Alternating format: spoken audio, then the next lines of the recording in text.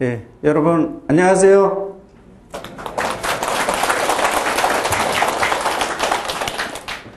추운 날씨에 오시느라고 수고 많으셨고요. 오늘 여러분들이 오신 것만큼 보답을 해드려야 될 텐데 과연 할 수 있을지 조금 부담도 됩니다. 그러나 제 나름대로 알고 있는 상식 여러분들과 같이 오늘 나눠보는 시간으로 갖도록 하겠습니다.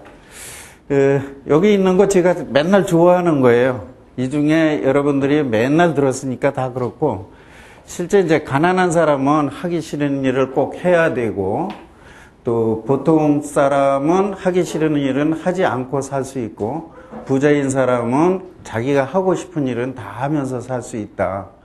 그렇다면은 우리는 어떻게 살 것이냐. 최소한 내가 하기 싫은 일은 하지 않고 살 수 있을 정도는 돼야 되지 않겠는가. 오늘 오늘 뉴스에 보니까 슈퍼리치 10억 이상을 예치하고 금융기관에 예치한 사람이 13만 정도 된다 그러죠. 예. 그런 정도 된다 그랬는데 거기까지는 못 가더라도 그 중간까지는 가야 되지 않겠는가. 그래서 그렇게 부자들이 있는가 하면 지금 우리가 보면은 아직도 모자르는 사람들이 많고, 내가 하층이라고 생각하는 사람이 며칠 전에 통계청에서 발표한 거예요. 45.3%고 중간층이라고 그러는 게 52%고 결국은 보면은 1% 남짓만 부자라고 생각한다는 얘기죠. 그래서 이런 식으로 저걸 하기 위해서 우리는 지금 여기 온 자체가 조금 잘 살아보고자 해서 오지 않았는가 싶고, 지금 우리가 자꾸 선진국으로 가면서 가장 좋은 사회가 2대 8의 사회, 20대 80이라는 그런 사회가 괜찮은 사회인데, 중산층이 두터운 사회인데, 선진국으로 가면서 10대 90이라는 사회로 가고, 초양극화가 되면서는 1대 9대 90이라는 그런 사회로 가는 것은 누가 어떻게 해도 말릴 수가 없는 그런 상황이 되겠습니다. 그래서 적어도 90에 들어가더라도 90에서 앞대가리에는 들어가야 되지 않는가. 그래서 오늘 다 같이 이제 부동산 투자를 하고 부동산을 개업을 하시고 이렇게 해서 해갈 적에 조금 잘 사는, 성공할 수 있는 그런 부분들을 한번 찾아보도록 하겠습니다. 여기 길게 썼는데 다 관두시고, 오늘은 제가 얘기하는 것 중에서 한두 가지만 같이 공감하고 가신다고 생각을 해 주셨으면 합니다. 그래서 이거는 아까 했고,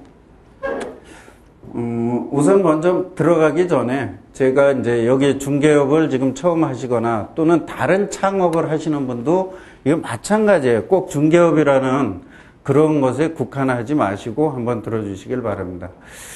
제가 아시겠지만은, 제가 공무원을 한 23년 동안 하다가, 98년도 IMF가 터질 적에 공무원을 그만두고 나왔어요.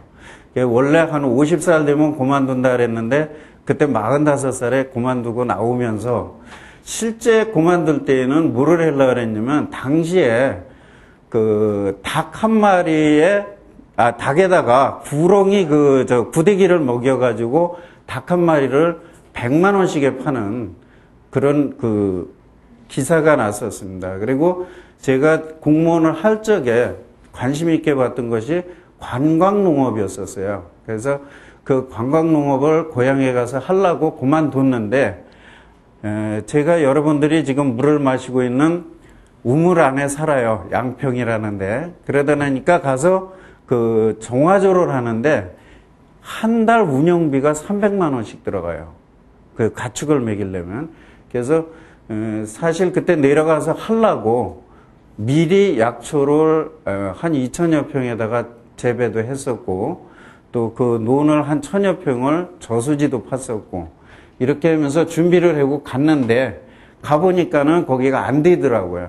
그래서 다시 그만두고 올라와가지고 포기를 하고 올라와서 여러분과 똑같이 공인중개사 시험 공부를 했어요.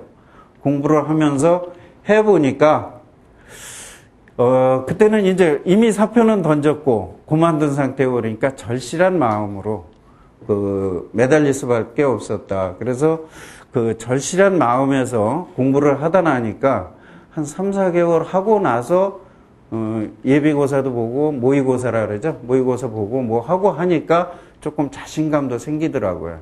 그래서 내가 이제 그럼 그만두고 이제 개업을 할 적에 내가 무엇을 할 수 있나 이런 생각을 해봤습니다. 그래 제가 조금 내성적이고 누구하고 이렇게 처음 사귀는 데에서 잘 하지를 못해요. 그래서 그거를 고객하고 하는 데서 극복을 하려면 뭘 어떻게 해야 되나 해가지고 시험 보기 한 2개월 전서부터 그때부터는 노량진으로 그때 학원을 다녔는데 전철에서 볼펜을 팔았어요.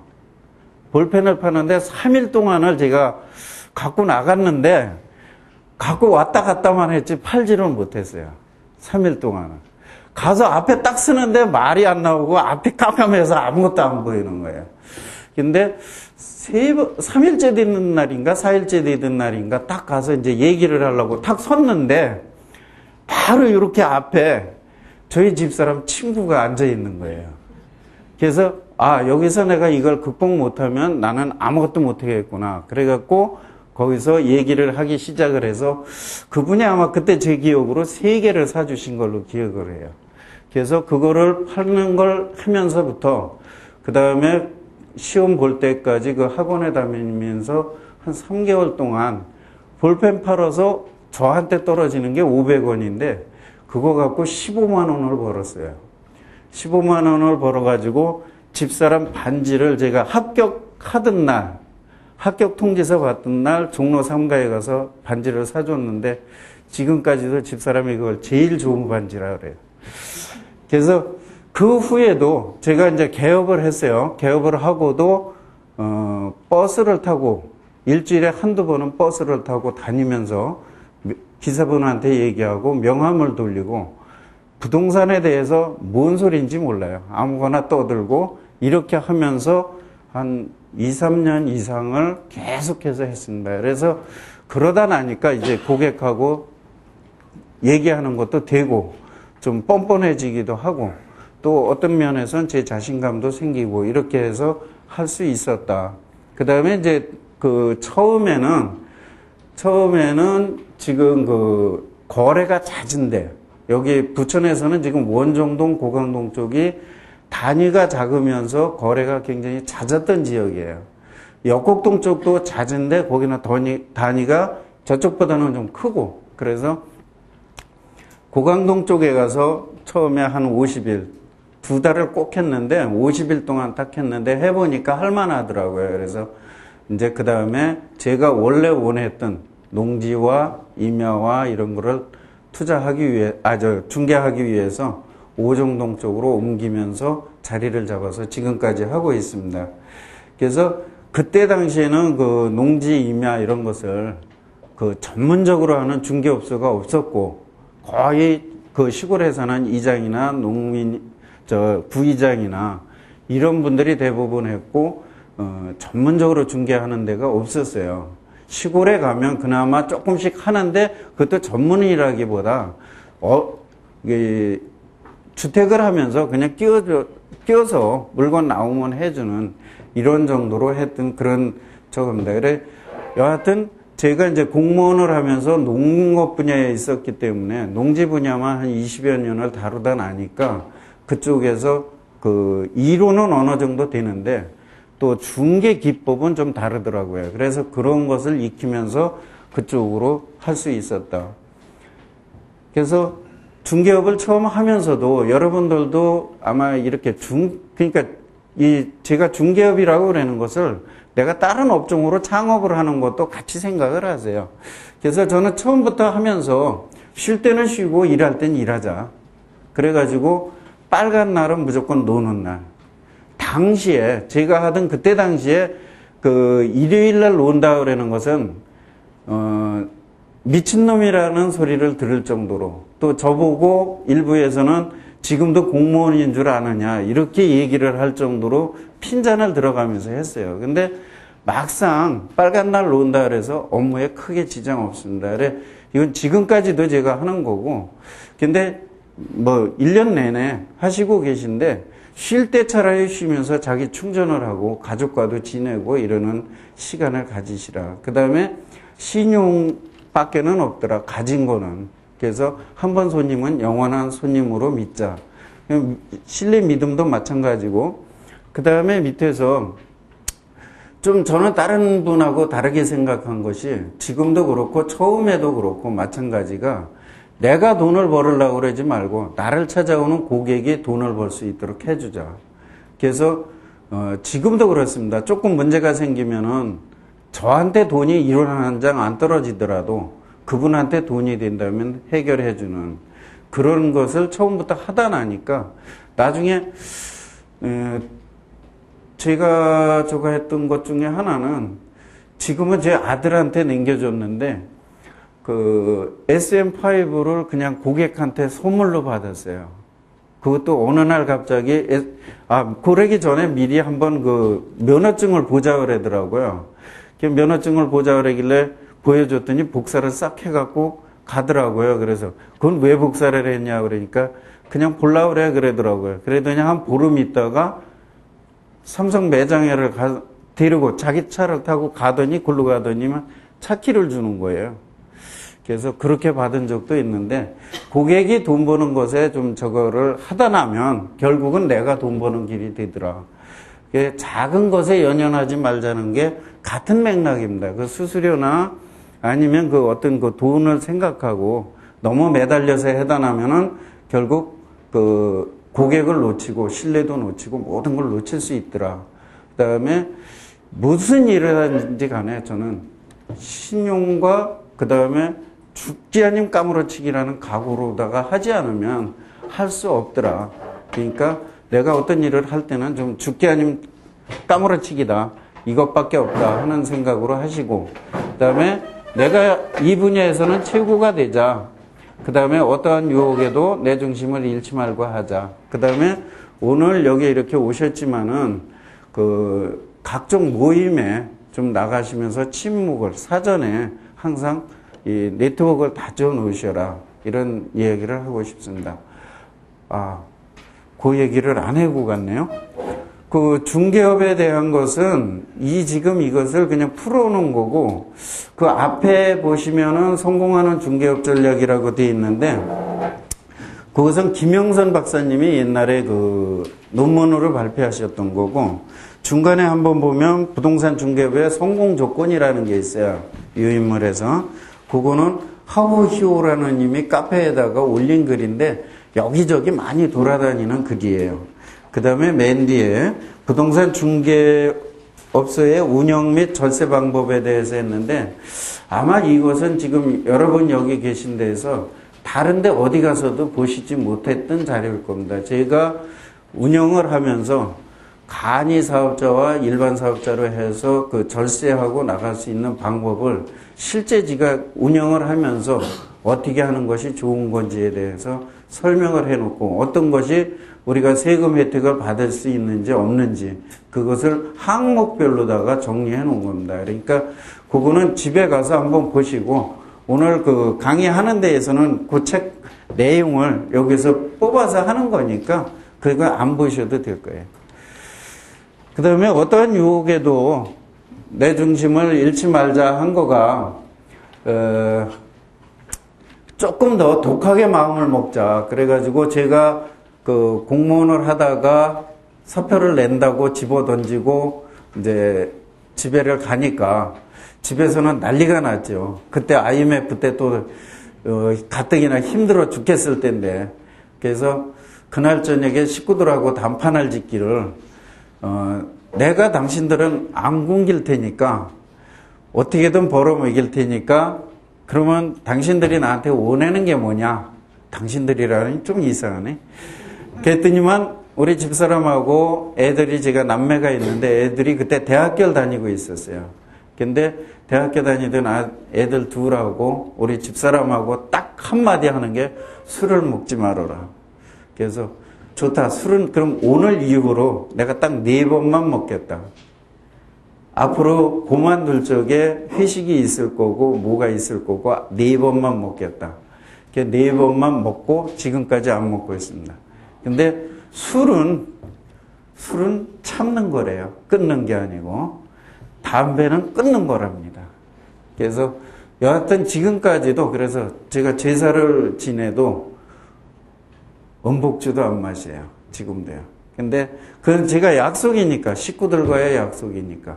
그래서 그럴 정도로 하고, 아까 같이 놀 때, 쉴 때 열심히 하자. 그 다음에 집에서 나올 때는 간이고 쓸개고 집에다 반납하고 놔두고 나왔다가 저녁에 들어가면 다시 집어넣고 가족들과는 웃어야 되니까 그렇게 지내야지만 성공할 수 있더라. 그 다음에 전문 분야를 좀 특화해라.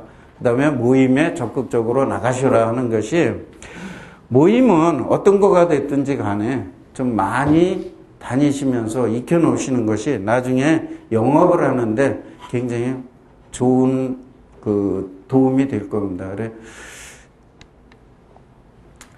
그 다음에 전문 지식으로 하자는 것도 마찬가지예요. 좀 세미나나 강좌 같은 거를 좀 많이 들어두셔야 되고, 가급적이면 1년에 한두 개 정도의 그 강좌는 좀 들어두시는 게 좋고, 또 부동산 쪽으로 중개업을 하시면서 반드시 그 공인중개사를 땄을 적에 제일 먼저, 또 부동산 투자를 하려고 할 때 제일 먼저 꼭 하나 정도는 강좌를 들어야 된다 그러면 권하는 것이 하나 있습니다.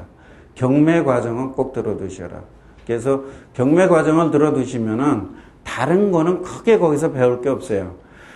경매 과정을 들으시면서 우리가 법에서 그냥 얘기하는 거가 아닌 실제 그 실무에서의 권리 분석 관계라든가 이런 것을 분석해낼 수 있는 능력이 생깁니다. 그 다음에 어떤 사람이 그 배당이라 이런 걸 볼 적에 그 권리 분석 자체에서 그런 것을 분석할 수 있는 능력이 있기 때문에 반드시 그건 보시고, 그 다음에 내가 상가를 한다든지 토지를 한다든지 하면은 자기 전문적으로 하는 그쪽에 전문 강좌는 꼭 들으셔라. 그러면서 거기서 이루어지는 전문가 그룹으로 이루어지는 모임에는 반드시 한두 개 정도를 참여를 하시는 것이 좋다.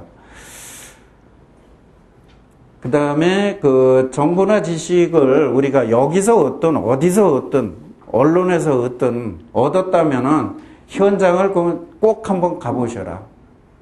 그래서 제가 말하는 것 중에 하나가, 내가 집이 없는 사람이 우리 아파트 모델하우스를 한 번도 안 가봤다. 그분은 꿈이 잃어버린 사람입니다. 아파트 모델하우스 1년만 돌아다니다 나면 집을 꼭 가져야 되겠다는 생각이 나요. 내가 상가를 갖고 싶다. 상가 분양사무실 가서 몇 번만 돌아다니다 나면 상가를 갖게끔 되어 있습니다. 그래서 내가 전문 지식도 쌓이지만은 자기가 어떤 꿈을 키우고 실천하려고 하는 의지도 거기서 생기기 때문에 그것을 한번 해보시라는 거고, 나중에 나오겠지만은 언론이나 정부에서 정책이나 이런 거 발표할 때 반드시 현장을 좀 확인해 보셔라. 요거는 제가 지금까지 해보니까, 제가 공무원 그만두고 이 사회라는 이 야생으로 나가 떨어졌을 적에 어느 분이 저한테 얘기를 해줘가지고 지금까지 하고 있는 겁니다. 지금까지 하고 있는 건데 굉장히 효과가 있어요. 매일같이 해요. 매일같이. 저녁에는 집에 딱 들어갔을 때 간쓸게 주워 담을 적에, 그때가 안 되면 잠자기 전에라도 오늘 내가 했던 일 중에서 어떤 일이 뭐가 잘못됐었나, 또는 오늘 내가 들은 뉴스나 어떤 것 중에서 어떤 것이 지금 내가 돈이 될 만한 건지, 뭐가 될 만한 건지, 정보가 될 만한 건지 하루를 되돌아보는 겁니다. 5분에서 10분이면 충분해요. 그렇게 해서 해보시고, 아침에 나올 때는 간쓸게 빼놓기 좀 직전에, 아침에 나올 때 아니면 일어났을 때, 저는 이거를 꼭 화장실에 가서 하는데 매일 아침 일어나면 저는 화장실에 가기 때문에 거기서 하는데, 오늘의 할 일을 생각합니다. 오늘의 할 일은 오늘 나가서는 뭐를 어떻게 할 것이고, 주요한 건 어떻게 처리할 것이고, 이렇게 해서 아침에 한번 해보고, 이렇게 하다 나면은 하루하루 쌓이는 내가 노하우가, 또 지식이 나중에 나도 모르게 다 아무 때나 툭툭 튀어져 나오더라. 그냥 버려두던 것이 나오고 그러더라. 그러니까 그렇게 하자 이런 얘기고, 세상은 생각하고 바라는 대로 이루어진다는 이 얘기는 제가 카페에서 글에도 올렸었는데, 실제 어떤 노인네가 그 중앙공원에서 같이 가면서 하는 이야기를 들으면서 더욱 공감을 했던 겁니다. 그래서 그분들이 지금 실천을 하시고 그러면서 보니까 자기가 바라고 원하는 대로 되더라. 근데 그렇게 하면서 이런 생각을 한다 그래요. 시크릿인가 거기에서도 나왔는데, 안 되면 어떻게 해야지, 그 얘기는 안 되라 하는 얘기라고 그래요. 체면 거는 게. 그러니까 뭐든지 된다. 안 된다는 생각 자체를 갖지 말라는 겁니다. 그 다음에 세상을 볼 때 자꾸 내 눈과 내 귀로 이걸로만 보지 말고 마음으로, 머리로 봐라. 조금 깊이 생각하시라는 거예요. 그리고 언론이나 이런 데 나오는 것도 앞에를 보지 말고 뒤에를 한 번씩 보시라는 거고, 그래서 조금 깊이 한 번씩 해보면은 조금 다르더라. 그러니까 같은 언론 기사를 보더라도 그냥 앞에서 그 흘러나온 그대로 보지 마시고 그 이면에 뒤로 숨겨진 것을 보시고 그걸 내 걸로 만드는 습관들을 이렇게 하시는 것이 굉장히 도움이 되더라. 그래서 이런 것은 한번 해보시라고 그러고, 제가 이런 데는 재주가 조금 없어요. 근데 이렇게 강의를 하라 그래서 좀 해보는데, 이게 지금 먹다 남은 사과라고 이게 해놓은 거예요. 이걸 보면 뭐가 생각나느냐? 뭐 생각나는 거? 이게 뭐 애플사 마크가 제일 먼저 생각난다는 사람도 있고 어쩌고 그런다고 그러더라고요. 윌리엄 테리인가 뭐 그 사람도 생각나고 백설공주도 생각나고 뭐 그런데요. 근데 실제 이런 거를, 어떤 거를 이렇게 툭 던졌을 적에 아까 앞에 한 얘기하고 똑같아요. 내가 아는 건 많은데 지금 입에서 안 나와요. 입에서 제대로. 이것이 우리 보통 사람들입니다. 그래서 제가 아까 매일같이 반복해서 해보라 그런 것이, 그런 것이 정리되어서 나올 수 있도록 좀 해보자. 그런 겁니다. 그래서 지금 이제 앞으로는 가면서 정말 어떤 건지 공인중개사, 제가 공인중개사 중개업 하니까 지금 중개업과 관계없으신 분은 조금 다르게 생각하지 마시고, 내가 다른 걸 창업한다고 그러는 것도 같은 맥락으로 갖다 받아두시라. 공인중개사는 그냥 공부하는 자체만으로도 어떻게 보면 내가 나중에 거래 하나만 해도 큰 효과가 있더라. 결국 부동산은 우리와 평생을 같이 하기 때문에 직업이 아니더라도 쓸 수 있더라. 그리고 결국은 새로운 시대에는 지금 1인이 1직장 갖고는 못한다고 그러잖아요, 지금. 그러니까 새로운 시대에 맞는, 어떻게 보면 공인중개사가 그 1인 2역 3역 할 수 있는 그런 직업으로서도 특화될 수 있고 좋겠더라. 그 다음에 이제 대형 전문화가 된다 그랬는데, 골목 같은 데는 실제 대형화된 것들이 침투를 할 수 없으니까 그런 부분을 한번 생각해 보라. 꿈이 있는 자들은 도전해 볼 만한 직업이다. 앞으로의 직업에서도. 그 다음에 여자들은 특히나, 이게 성평등 저건 아니에요. 근데 여자들은 내가 가정생활을 하면서도 할 수 있는 그런 쪽에서 봤을 적에 조금 더 유리한 직업이 아니겠는가.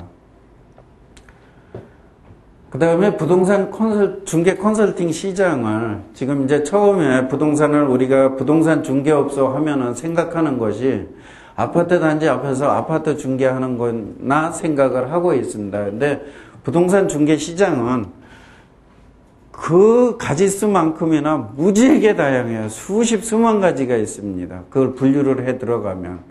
아파트 주거용을 하는 부분만 있는 게 아니라 상가, 공장, 토지 해서 크게 나눌 때 주거용,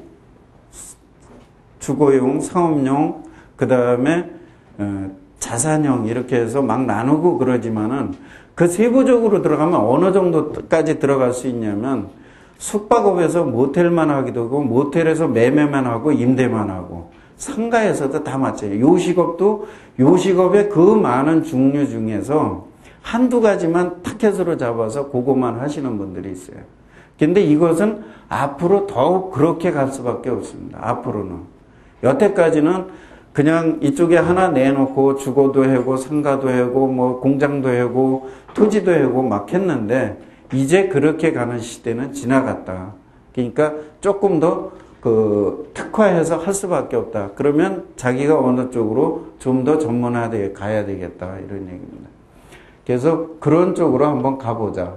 그 다음에 부동산 중개 시장이 지역 경제에 미치는 영향이 어느 정도냐 하면 보통 우리가 그 중개 한 건이 이루어지면은 연쇄적으로 해서 보통 한 4건 정도가 평균 일어나요. 평균. 4건 이상 일어나요. 중개 하나가 이루어지면. 그러니까 이사가고 하면서 이루어지는 것이. 근데 이렇게 4건 정도가 일어나면은 지금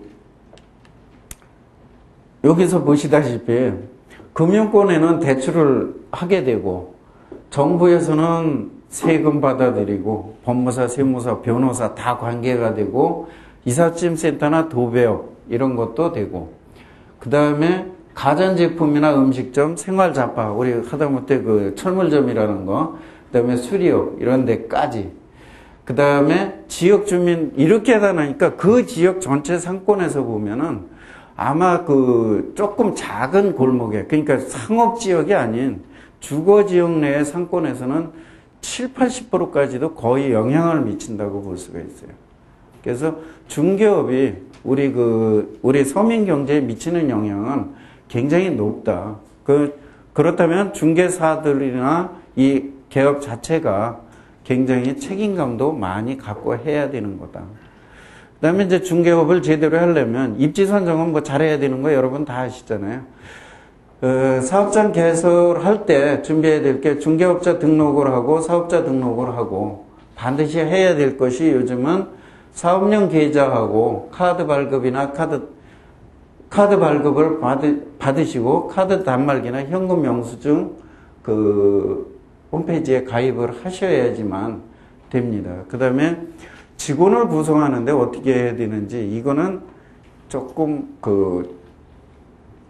다양하고 업주에 따라 다를 수 있고 막 이러기 때문에 하여튼 중요하다. 내가 할 건지 종업원하고 할 건지 아니면은 종업원을 공인중개사를 둘 건지 무자격자를 둘 건지 또 남자를 둘 건지 여자를 둘 건지 또 아니면 다양화해서 합동사무실을 할 건지 해서 직원들을 구성하는 것이 굉장히 중요하다. 그거는 나름대로 좀 판단을 해주시고 중개업소 홍보를 하는데 명함작업이나 DM 발송, 전단지 단체 활동을 많이 하셔라. 다만 여기서 선배님들한테 한번 물어봐요. DM 발송은 어떻고 명함작업은 어떻고 이렇게 물어볼 겁니다. 처음에 답답하니까. 근데 이제 저같이 지금 13년씩 된 사람한테 물어보면 그거 아무런 효과 없어. 그거 해봐야 천장 뿌려도 한 명 올까 말까 해. 이렇게 얘기를 할 수 있어요. 그러나 처음에는 무조건 하세요. 무조건. 첫째 하나 해야 되는 조건이 하나 있습니다. 특히 명함 발송, 명함 같은 거는 왜 하나 조건이 해야지만 됐냐면 내 주변에를 내가 발로 다니면서 명함 작업을 직접 하다 나면 그 주변에 대한 상가라든가 거리라든가 구조라든가 모든 걸 익힐 수가 있어요. 두 번째는 이거를 갖다가 붙여놓으면은 집을 가진 사람은 다 뛰어갖고 들어가서 방 한 구석에 갖다 놔요. 제가 아까 말씀드렸듯이 저쪽에서 50일 딱 있었다 그랬어요. 원정동에서 50일 있었다 그랬는데 지금도 그쪽에서 전화가 옵니다. 13년이 지난 지금도 그쪽에서 1년이면 뭐 한 거의 10여 통 이상을 받아요. 그쪽 분들한테. 그러니까 그렇게 오랜 세월 동안 그분들은 갖고 계시더라고요. 그래서 당장의 효과를 보지 말고 조금 멀리 보고서 반드시 하셔라. 그 다음에 처음에는 중개하는데 계약서도 못 쓰겠어요. 그래서 그 공동중개나 또 선배들하고 하는 것을 꺼려 하지 마시고 오히려 그거를 적극적으로 그쪽으로다가 하세요. 오히려 나 혼자 하려고 그러지 말고 선배하고 자꾸 하면서 다른 분들하고 익히세요. 그 다음에 젊은 분이라면 또 내가 아직 그 어떤 분야에 노하우가 없다면 분양사무소라든가 기획부동산은 조금 그렇긴 한데 하여튼 기획부동산이나 컨설팅 사무소 같은 데 가서 처음에 익히는 것도 좋습니다. 근데 여기 이미 하시는 분들 아시겠지만은 가서 백날을 있어도 안 가르쳐줘요. 계약서 쓸 때는 옆에 오는 것도 싫어합니다. 예. 그래서 내가 또 설명하고 있는데 그 옆에 오는 것도 안 좋아해요. 이것이 이 바닥에 적습니다. 그래서 실제 현장에 가서 여러분들이 부딪히면서 하신다 그래도 그렇게 배우실 수 없는 것들이 많이 있어요. 그 다음에 이제 지금까지의 내가 부동산 관련 법령이나 이런 것은 가급적 외우지는 마셔라.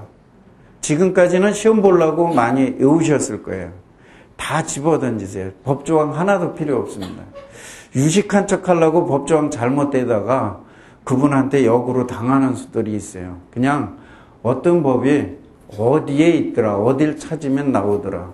이런 정도로 알고 계시고 중요할 때만 그 법조항 찾아서 하나하나 체킹을 좀 해주시면 돼요. 그 다음에 자기 분야의 것은 좀 정리를 좀 해주시고 모든 것이 어떤 문제가 생기거나 좀 정리가 안 될 적에는 너무 법 규정에 갖다가 하지 마시고 일반적인 타협을 많이 유도를 하시는 것이 좋습니다. 앞에서 지금 얘기를 했지만은 홍보에 열을 올리라는 건 DM이 됐든 명함이 됐든 처음에는 다른 선배님들이 얘기하는 거 듣지 마세요. 무조건 하세요. 무조건 그냥. 그 돈도 별로 안 들어가요. 명함 뭐 1000장 만장 뿌려봐야 내가 몸으로 뛰는 거는 그렇게 많이 안 들어가니까 특히 오전에는 손님이 별로 없습니다. 또 사무실에 2 이상 보통 개업을 하니까 한 사람 있고 한 사람 나가서 하루에 2시간씩만 돌아도 매번 돌아도 몇 바퀴만 돌으면은 굉장히 좋습니다. 그 다음에 내가 처음에 못할 때는 아까 공동중개를 해라 그랬는데 유능한 실장을 두는 것도 하나의 방법입니다. 그러면서 실장이 하는 걸 눈여겨보면서 내가 익히는 거. 그 다음에 이제 나머지는 앞에서 설명을 드렸으니까 맨 끝에 거래 후에 그 사후 관리를 좀 잘 해두시라는 거. 그래서 가끔 가다 문자도 좀 날려주고 또 될 수 있으면 뭐 전화도 좀 해주시고 그래서 그 관리를 좀 해주시는 것이 좋고 처음에 할 때는 여기 있는데 제가 아까 역곡동을 안 택하고 원정동 쪽을 택했다고 그러는 거 뭐냐 너무 거래 단가가 큰 데를 가시는 것보다 거래 단가가 작은 데가 그 거래가 횟수가 빈번해지기 때문에 처음에는 그것을 익히는 쪽에서도 이게 훨씬 낫습니다. 그 다음에 이제 앞에서 계속 적어드리는데 계약서하고 확인 설명서를 지금 이제 내가 개업을 준비한다든지 어떤 걸 한다 그러면 집에서 수십 장 써보세요. 인터넷으로도 써보고 직접 이 손으로 쓰는 것도 써보고 작성을 자꾸 해보세요. 농지도 해보고 임야도 해보고 빌라도 해보고 아파트도 해보고 단독도 해보고 직접 작성을 해보세요. 막상 그 생각같이 작성이 잘 안 됩니다. 처음에 해보시면. 그러니까 개업하기 시기 전에는 이걸 수십 번 하셔야 돼요. 그래야 그 고객 앞에서 떨지 않고 쫙쫙쫙쫙 나갑니다. 그래서 이것도 한번 연습을 해보시는데 이거 하실 때는 총 매매대금 얼마, 단가가 어떻게 되니까 얼마입니다. 계약금 얼마입니다. 중도금 언제 얼마, 잔금은 어떻게 할 겁니다. 대출 현재 있는 것은 어떻게 할 겁니다. 하는 내용을 계약서 보시면 여러분 다 아셔요. 다 아시는데 이걸 안 해보고 나면은 계약은 앞에서 쓰자고 다 양짝이 앉아 있는데 거기서 덜덜 떨고 앉아 있어요. 안 쓰여집니다. 그리고 다 쓰고 나서 보면 대출을 빼놨거나 중도금을 빼놨거나 잔금 날짜가 틀리거나 막 이래요. 그래서 한번 연습은 반드시 하셔라. 그 다음에 처음에는 물건을 내가 접수 받으면 무조건 그 집을 가서 확인을 하세요. 집이든 뭐든. 왜냐? 물건을 많이 봐야지 나중에 내가 접수만 듣고도 그 집의 상태를 이해를 할 수가 있습니다. 그 고객이 와서 얘기하는 것만 갖고도 그 집의 상태를 어느 정도 이해를 할 수가 있어요. 그 집을 안 가보고도. 그런 경지에까지 와야 되거든요. 그러기 위해서는 많은 물건을 초창기에는 봐야 돼요. 그래서 접수를 하면 하는 대로 가서 보세요. 하는 대로. 그 다음에 가급적이면은 직접 실무 처리, 이제 실무 하시면서는 거래 신고라든가 등기라든가 세무라든가 이런 것을 직접 한번 본인이 다 한번 해보세요. 직접. 내가 알고서 다른 사람을 시키는 거하고 내가 모르면서 시키는 거하고는 틀립니다. 그러니까 다른 사람께 됐더라도 직접 내가 내 고객께 됐으면 그 고객하고 한 분을 끌고 다니면서 등기를 직접 같이 해보세요. 그 다음에 인터넷에서도 그렇게 한번 해보세요. 여기 아마 모르긴 모르지만은 직접 인터넷으로 지금 등기 한번 안 해보시는 분들이 개업하고 계신 분 중에도 많이 있을 겁니다. 그러니까 법무사만 부르면 된다. 이건 아니에요. 내가 직접 해봐야 어디 가서 어떻게 하고 지금은 또 젊은 층들은 셀프를 많이 하거든요. 그러면 그분한테도 내가 해봤으니까 자신 있게 탁탁탁탁 설명을 해주면 그분이 다시 오게 돼 있죠. 그래서 시간 될 적에 처음에 거래할 때 충분하게 연습하고 이것도 직접 해보고 그 다음부터는 시키세요. 또 그 다음부터 거기서 뭐 한 2, 30만 원, 돈 10만 원 번다고 내가 직접 하지 마시고 그 다음부터는 시키세요. 이제 알으니까. 그래야지 법무사도 먹고 살지.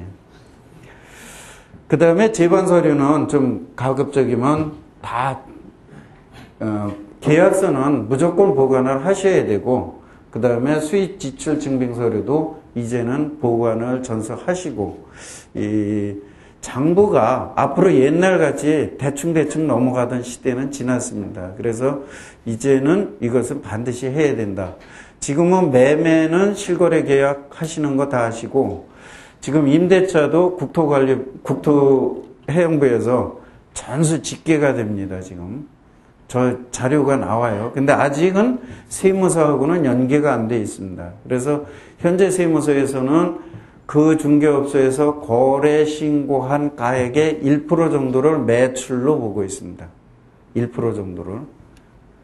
1%에서 만약에 한 30%가 빠지게 신고를 한다 그러면 자료 요구를 할 수가 있어요. 실제 그렇게들 하고 있고요. 근데 금액이 2, 3천 밖에 안 올랐다 그러면은 아니지만은 한 7, 8천 이상 한 억대 가까이 되면은 30%가 그렇게 따졌을 때 1% 따졌을 때 억대가 됐는데 7천 이하로 신고했다 그러면 자료 요구해요. 실제 그렇게 조사받은 업소들이 많이 있습니다. 근데 왜 1%를 하냐면 지금은 양짝 이렇게 해서 양짝하니까 그 대부분 이제 양짝에 받으면은 1% 정도 되는데 수수료가. 근데 지금은 반밖에 못 하기도 하잖아요. 근데 지금 전세, 임대차가 하나도 안 들어가잖아요. 그래서 그거하고 이렇게 따지면 그 실거래 신고하는 거에 1% 정도를 보면 어느 정도 근사치에 들어온대요, 지금.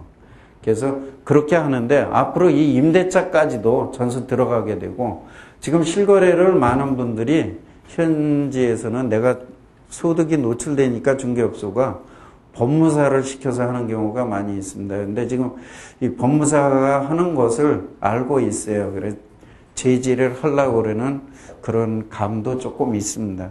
예. 요새 중개업계가 나쁘니까 안 하는데 그래서 어느 정도 해도 괜찮다. 이따 설명을 드릴 겁니다. 다 하셔도 그렇게 괜찮다는 거. 그 다음에 요새 아까 얘기했듯이 저거 해보면 요 현금 영수증 발급 포상금 신고가 있어가지고 중개수수료 영수증 안 떼어주면은 나중에 와가지고 살짝 요거 따지고 가는 분이 있어요.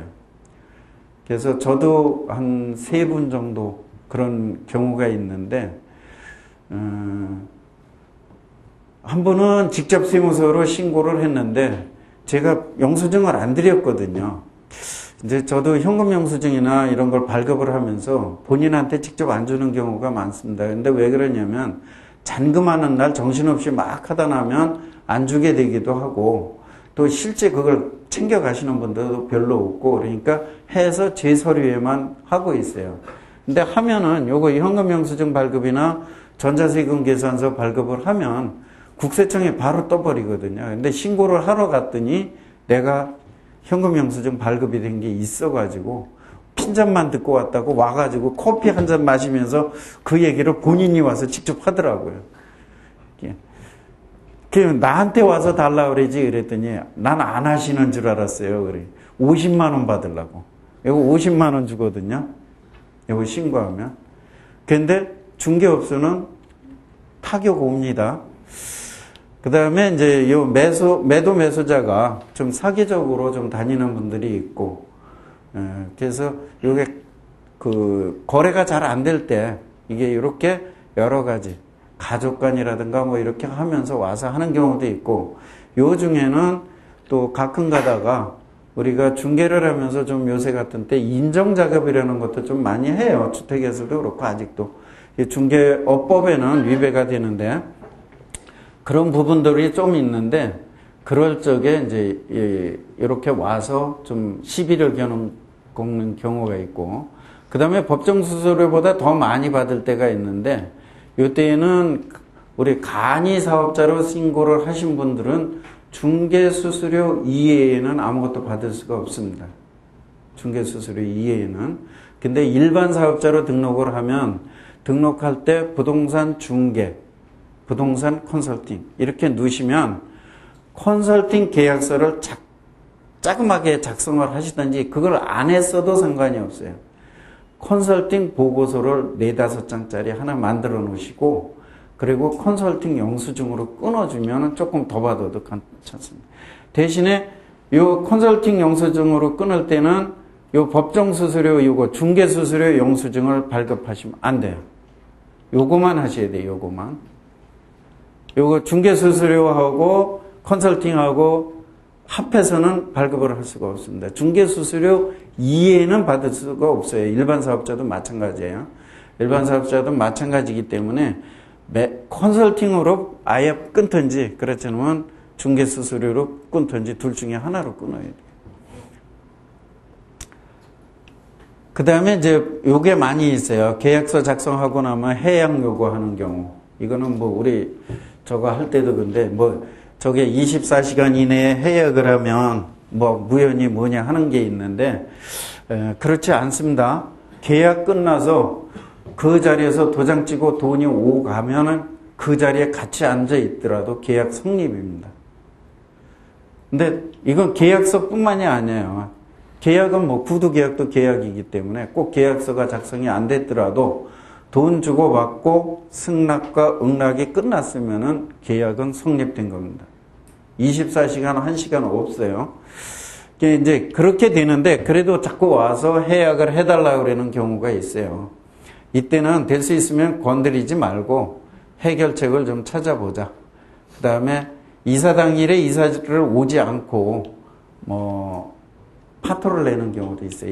그러니까 이렇게 해서 해약 요구해도 안 되면 이사 오겠다 그러고서 이사 오는 날 이사를 안 와버려요. 그러면 아까 얘기했듯이 4-5건 쭈루리 연결되어 있는데 나머지 집들이 난리가 나는 거죠. 그래서 그럴 때를 대비해서 마이너스 통장 같은 여유자금을 내가 통장에 뭐 한 1억이고 2억이고 넣어놓고 있으면은 운용하는데 굉장히 좋겠지만, 우리는 어쨌든 슈퍼리치가 아니니까, 그러니까 마이너스 통장이라도 반드시 좀 하나 해 놓으셔라. 신용이 됐든 담보가 됐든 담은 몇 천만 원이라도 융통할 수 있도록. 그다음에 중개업소는 동네 사람방이 되도록 해주시고 부동산 문제뿐이 아니라 아주 별 오사리 잡탕 이야기를 다 해줘야 돼요. 미장원 다음 가게 얘기를 들어주고 해결해주고 하는 지역이 많습니다. 앞에서 얘기한 그 계약 해결할 때도 그렇고 이 해결 요구 이런 거 할 때는 먼저 일단은 나한테 지금 어떤 법적으로나 금전적으로나 어떤 문제가 오는지를 검토하셔야 돼요. 나한테 그런 어떤 문제가 발생했을 때. 그 다음에 여기 뭐 공격자라 그랬는데 먼저 찾아오는 사람, 그러니까 그 찾아와서 얘기하는 사람의 단점이 뭐가 있는지, 불리함이 뭐가 있는지 이걸 빨리 캐치를 하셔야 돼요. 빨리 캐치를 하셔가지고 그분한테 불리한 것만 계속 얘기를 해주는 겁니다. 그분한테. 그 다음에 그러면서 상대방의 장점을 자꾸 말해주는 거예요. 상대방의 유리한 점. 당신이 했을 때 상대방은 이런 게 유리하고 당신은 이게 불리하고 이렇게 하다 나면 거기에서 협의점이 나오게끔 돼 있어요. 거기에서. 그래서 이렇게 하는데 가급적 감정은 건드리지 말아라. 그러면 중간에서 서로 어떤 타협점이 나올 수 있는 경우가 굉장히 많습니다. 근데 이걸 법으로만 얘기해서 당신은 뭐 요새 쉽게 말하면 전세 만기가 됐는데 전세 만기일 한 달 전에 내가 통보하면 돈 빼갖고 돈 빼줘야죠. 주인이. 법적으로 당연히 맞잖아요. 그죠? 당연히 맞지만 주인이 우리나라 주인이 전세금 보증금 갖고 있는 사람이 어디 있어요? 집이 나가야지 주지. 그러면 만기일날 돈 안 주면 법적으로 뭐 어떻게 할 거예요? 자본 울 거예요? 돈을 그 사람한테 깍대기를 갖고 올 거예요. 그러니까 그럴 때에도 수수료라든가 이런 거에서 그 문제가 되는 부분들을 서로 짚으면서 조금씩 양보하게 되면서 미리 집을 얻지 않게 한다든지 이 집이 나간 다음에 집을 얻으라든지 중간에서 조금 조정도를 해줘야 돼요. 근데 법적으로 되니까 하세요. 밥은 얻으세요. 나중에 돈 안 나오면 누가 어떻게 책임을 질러. 그제서 가서 뭐 임차권 등기 명령도 있고 법적으로는 있어요. 근데 그거 하면 뭐 하냐고요. 돈이 안 나오는데. 몇 개월 후에 나오는데. 돈은 나는 지금 저쪽에 잔금도 치러야 되는데. 법적으로 아무리 하면 뭐 했느냐고요. 그러니까 법적으로 하지 말고 타협을 좀 많이 하셔라. 그 다음에 보조원 등록을 하라 그랬는데 하여튼 중개업 보조원은 반드시 좀 등록을 하시고 사업자 등록도 하시고 이 사업용 계좌 뭐 이런 거 좀 하시고 그 다음에 처음에 하실 때라면 6개월 이상의 비상운영자금을 좀 하시고 직원들은 지금들 보면은 그 직원들하고 되게 비율로 해서 많이들 하시기 때문에 건이 성사되면 그냥 그때 계약금 받으면 또 논아갖고 잔금 받으면 논아갖고 이렇게 해요. 그렇게 하시지 마시고 통장 하나에다가 넣어놓고 매월 말일이면 말일날 결산을 해서 해야 그 사람도 돈을 찾아가는데 생활을 할 수 있는 어떤 저 여력이 생기고 서로 그 봉급 형식의 저거를 한 달에 저걸로 해서 이렇게 하시는 게 좋고 아까 이 보조원 등록을 하면서 4대 보험을 등록을 하시는 것도 굉장히 유리하다. 그 다음에 이제 가장 좋은 방법은 부동산은 중개에서는 돈을 그렇게 많이 못 법니다. 투자를 좀 하세요. 이게 진리입니다. 이 4대 보험 하면은 우리 사장님 중에 돈이 조금 많으신 분들은 의료보험료 한 20만 원씩 나가죠. 직원 봉급 100만 원 처리하면은 직원 봉급을 100만 원 처리하면은 보험료가 한 달에 전체 4대 보험 다 해서 한 20만 원 정도 나가요. 20만 원 정도 한 달에 4대 보험 다 해서. 근데 어차피 이 사람 국민연금하고 의료보험하고는 지가 부담할 거잖아요. 그러면은 나머지 고용보험하고 산재보험 4만 원 내가 내주는 거예요. 4만 원. 4만 몇천 원 돼요. 그거 내주고 어차피 국민연금하고 의료보험은 지가 낼 거잖아요. 이거 안 해도. 그러니까 이렇게 하면 훨씬 싸다. 근데 그럼 사장님인 나는 얼마 내냐? 나도 국민연금하고 의료보험하고 15만 원 정도 내면 됩니다. 15만 원 정도. 지금 100만 원 처리하면 의료보험료가 3만 40원.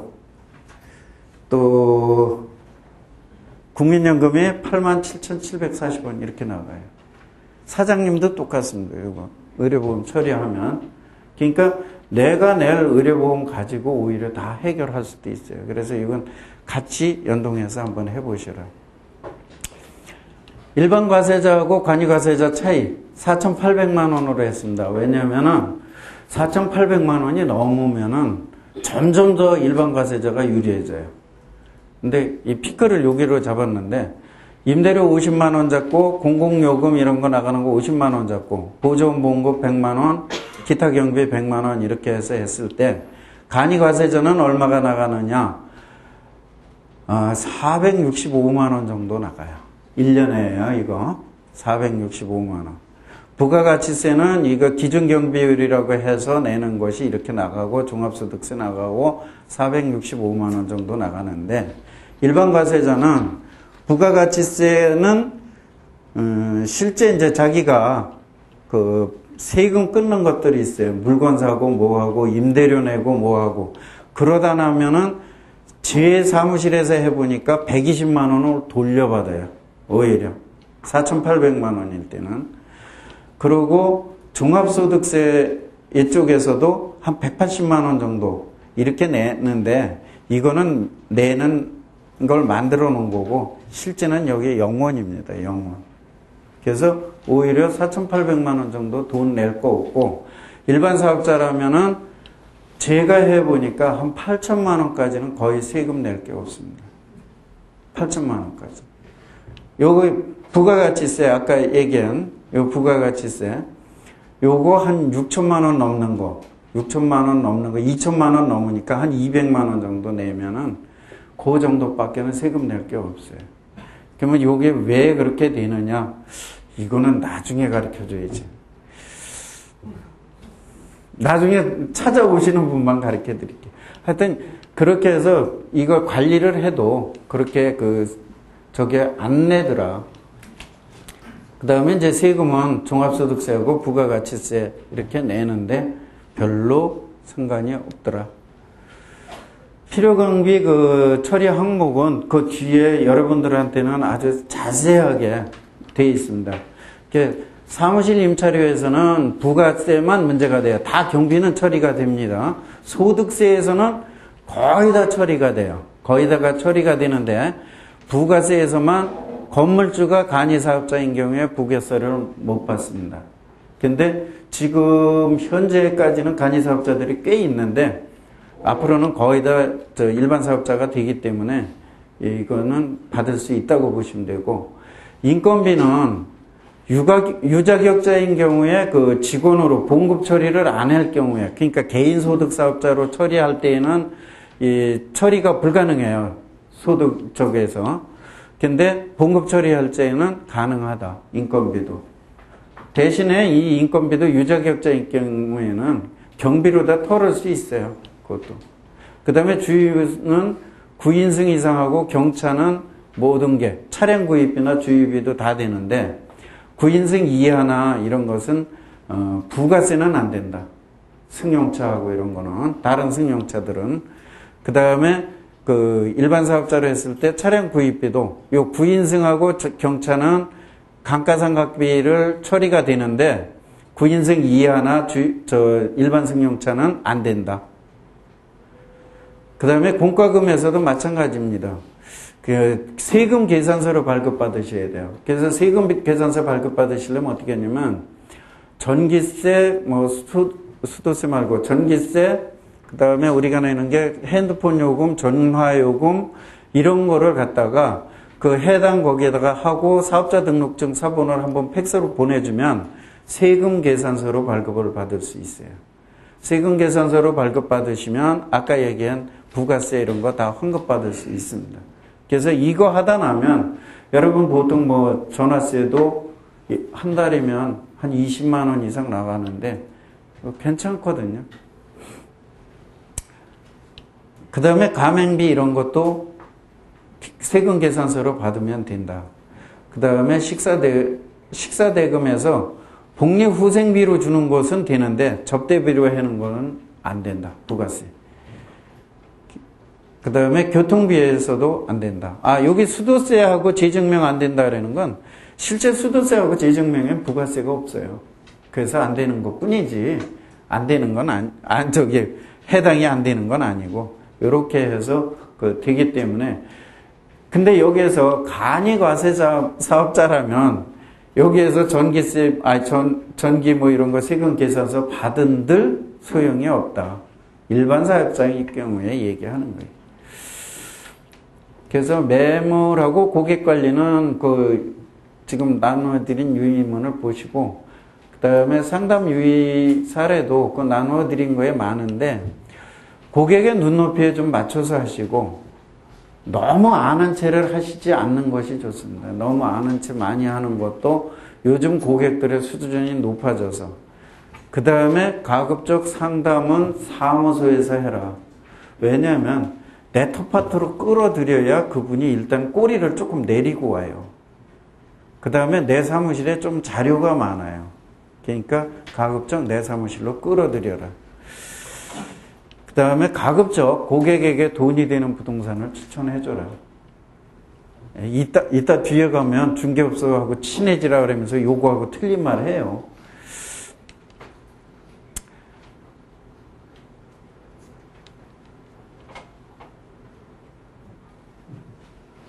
잘 안 보이네. 토끼죠? 토끼는 어떻게 잡아야지 꼼짝 못하게 잡아요? 쥐요. 닭은? 잘하시네. 이 꼼짝 못하게 고객들을 잡는 방법. 사람의 마음을 그러면 어떻게 잡아야 돼? 사람의 마음. 예? 예? 요거래요. 예.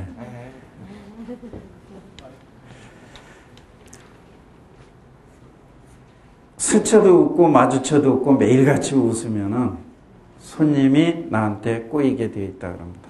그래서 고객의 마음을 이렇게 잡으시라고. 빨리빨리 가야 되겠네, 이제.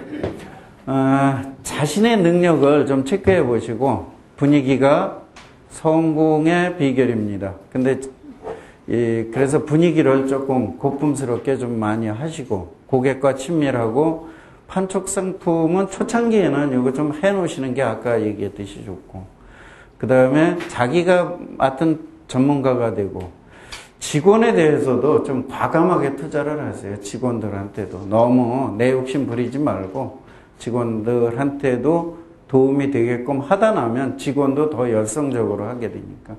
그 다음에 자기의 어떤 목표를 좀 정하시고 하시고, 그 다음에 영업에 대한 기록이나 이런 것을 좀 하시고, 전화는 친절하게 하시는데 상담은 가급적 전화 상담보다 아까 얘기했죠. 사무실로 나오시게 해서 상담을 하시고, 전화 상담을 길게 하다 보면 서로 간에 오해가 생기고 말이 꼬이는 경우가 많이 있어요. 그래서 그거는 좀 하시고.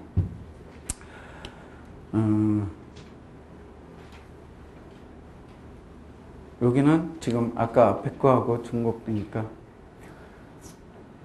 그 다음에 중개업으로 성공하는 길은 다른 거 없습니다. 지금까지 한 것들을 좀 많이 내 것으로 만들어서 실천을 하시고, 그 다음에 온 오프라인을 지금 통틀어서 영업을 좀 하셔야 돼요. 지금은 옛날 같지 않고. 그 다음에 앞으로 중개시장은 지금하고는 좀 달라져요. 그래서 요 강남에 가면 지금 공실닷컴이라는 것이 있어요.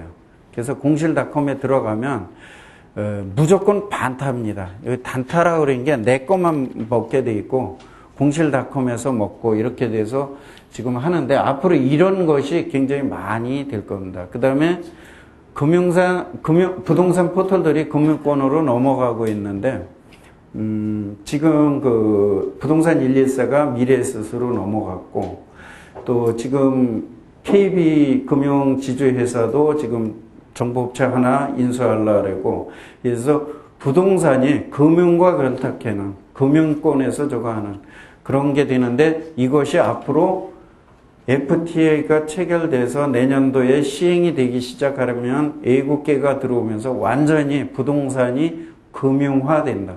지금까지 부동산이 아니고 부동산이 이제 금융화된다. 그 다음에 스마트폰 시대가 열리기 때문에 이런 부분에도 좀 많이 신경을 쓰셔야 된다.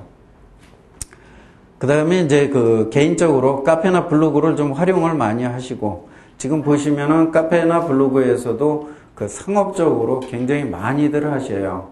많이들 하시는데 저는 바보 같아서 아직까지 못하고 있는데 많이 하고 있으니까 여러분들은 이런 것도 한번 활용을 해보시고 이것도 지금 이렇게 연동이라 그러나요? 연대해가지고 유기적으로 운영이 돼서 많이 하고 있으니까 그렇게 하시고 그 다음에 그 지역에서는 그 지역의 정보를 가장 많이 알고 있고 지역에 주는 지역분들이 오면 궁금한 것이 풀리는 그런 것을 하시고 그 다음에 앞으로 전문직인 변호사나 감정평가사, 법무사들이 많이 넘어올 겁니다. 내년부터 로스쿨이 되면서 지금 쏟아져 나오기 시작을 하고 나갈 데가 없어요. 그분들이. 그 다음에 그렇게 되다 나니까 지금 제일 먼저 타격받는 데가 지금 법무사가 지금 굉장히 위축되고 있습니다. 변호사가 확충되면서. 그래서 그런 분들이 넘어오기 때문에 그런 쪽도 한번 생각을 해보셔서 그런 분들이 파고드는데 대비한 것도 해라. 그 다음에 이제 새롭게 변해가는 우리 부동산 시장에도, 대비를 해라. 그 다음에 세계 10대 억만장자들이 해보니까 부동산과 에너지 사업이다. 앞으로 돈벌이는. 이렇게 얘기를 했거든요. 그러니까 아직도 부동산은 괜찮습니다. 희망을 갖고 하시고, 지금 하는 대로 하신다면은 굉장히 좋은 효과가 있지 않겠는가. 그렇게 생각합니다. 지금까지 얘기했듯이 긍정적인 메시지를 갖고 하면 된다는 생각으로, 그 다음에 이제부터 내가 주인이니까 주인의식을 가지고, 당당하게 이렇게 하시다 나면 어떠한 중개업이 아니라 다른 업종을 하신다 그래도 또 투자를 한다 그래도 성공을 할 수밖에 없다. 잠깐 FTA에서 하면은 FTA 시장이 오면서 우리가 좀 달라지는 이 부분이 국가소송제도 말도 많고 탈 많은 그 다음에 부동산 정책에도 조금 오고 중개시장도 좀 대형화가 되고 금융화가 되고 이러면서 트렌드도 조금 변화될 가능성이 많이 있다. 여기에 대비도 좀 해야 되겠다. 그래서 향후 법적으로는 간접 수용이라는 ISD 여기에 대해서 그래서 현재 하고 있는 각종 규제가 향후에는 걸림돌로 작용해서 이것이 완화될 수밖에 없고 새로 규제는 할 수 없다. 내년부터.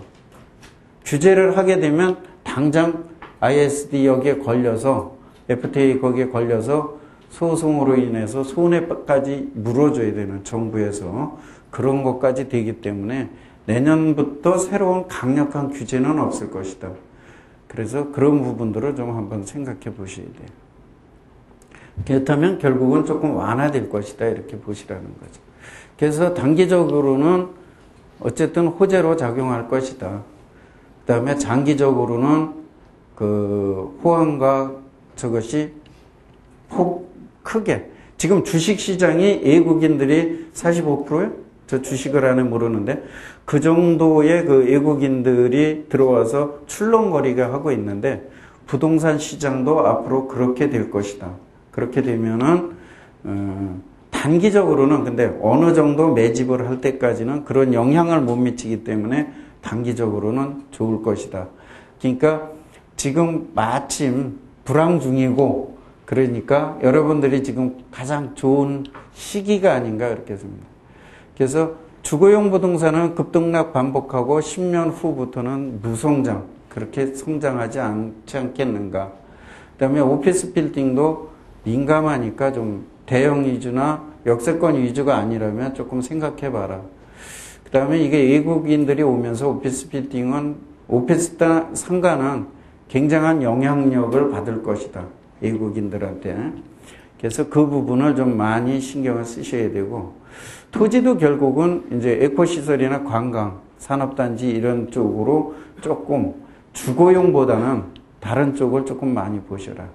그래서 외국인이 온다면은 부동산이 유망한 지역이 어디가 되겠는가 꼽으라면 인천 송도가 지금 한국의 상해로 봐서 가장 좋지 않겠는가 하는 의견들. 그 다음에 부산이 그 일본이나 이런 쪽에서 오면서 한국의 시드니가 되면서 좋지 않겠는가. 그 다음에 제주도가 그 관광 그 특별 구역으로 해서 요거 5억 토지를 사면, 부동산을 5억 원어치 사면 영주권 주죠. 제주도에. 그 다음에 지금 그거와 맞물려서 평창에도 10억을 사면은 영주권을 주고 있어요. 근데 평창은 올림픽 수요뿐이 아니라 향후에 15지방의 관광객을 유치할 수 있는, 이제 그쪽도 신흥국가들이 부자가 되면서 할 수 있는 그런 영향이 있다, 이렇게 보거든요. 그래서 그쪽으로 해서 우리가 좀 더 앞으로 대응을 좀 해 나가야 되겠다, 그런 얘기입니다. 요거는 그 내년도에 유행할 거라 그랬는데 어쨌든 간에 부동산 시장은 어쨌든 10년 주기설로 봤을 때도 그렇고, 그 다음에 2006년을 고점으로 봤을 때도 그렇고, 지금 그 다소 수도권에서, 여긴 다 수도권이니까 수도권에선 향후 상승할 수 있는 여력이 지금 잡혀 있지 않느냐, 이렇게 보고, 지금 그 공동주택 용지가 지금 공급되는 걸로 봐서 이 건설사들이 지금 사기 시작을 한 거거든요. 그동안 안 사고 있다가 금년 하반기에 와서 지금 사고 있어요. 이 얘기는 앞으로 2, 3년 후에 부동산이 좋아진다는 얘기입니다. 그래서 그걸 예측을 해서 한번 보시라는 거고. 자, 그러면 이 세상에 누가 거저주는 건 없어요. 우리가 어렸을 때 부모님이 나한테 주는 거, 지금도 부모님은 나한테 무한정 주고 있어요. 이런 거 저런 거 안 따지고. 그렇지만은 그 외에는 형제도 하다못해 마누라도 신랑도 자기부터 따지고 그 다음에 줘요. 그러니까 거저 주어지는 건 없다. 그 다음에 경기변동 주기론으로 봐도 지금이 침체기고 전환 시점에 온 건 사실이 아니겠는가. 그 다음에 창업을 한다면 내년 상반기를 노려라 그랬는데 조금 여유가 있다면 지금도 괜찮습니다. 뭐 어차피 뭐 지금 끝난 건데. 이게 왜냐하면 처음에 가서 자리 잡는데 3개월에서 한 6개월 걸리거든요. 그러니까 그렇게 된다면 내년 하반기에 풀리기 시작한다면 좋고, 지금 부동산 중개업소도 나와 있는 것도 많아요. 그래서 그런 거를 하시는데, 가급적 고정수입원을 마련하라. 이 중개업에서 마련하라는 것은 이런 게 있습니다. 예를 들면 자기가 어떤 그 집이라든가 어떤 건물주라든가를 고정으로 몇 분만 사귄다든지, 특히 상가 같은 거 한두 개 동 관리도 해주면서 자기가 임대를 고정으로 한다든지, 이렇게 중개업에서 자기가 한번 찾아보셔야 되고, 그 다음에 자산에서 찾는 거는 중개업 하면서 돈을 벌어서 내가 어떤 자산 투자를 해서 매월 고정 수입이 나오게 해준다면은 여유롭게 중개업을 할 수가 있어요. 근데 초창기에는 요건 어려우니까 요 위에 거. 근데 여기 뭐 이제 은퇴하시면서 돈 많이 갖고 계신 분들은 요거를 해놓고 여유롭게 내가 조금 뭐 부업 비슷하게 한다고 그러면 되는데, 내가 부업이라는 개념 갖고 들어가서는 다 실패하십니다. 지금은 피 터지게 해도 성공하기가 힘든 세상이에요. 그러니까 요런 저거를 해놓고, 그리고 덤비신다면은 내년도 이후에 한 3, 4년, 적어도 3, 4년 정도는 괜찮으니까 한번 해보셔라. 또 이게 나오네. 각오를 조금 다지시라는 거예요.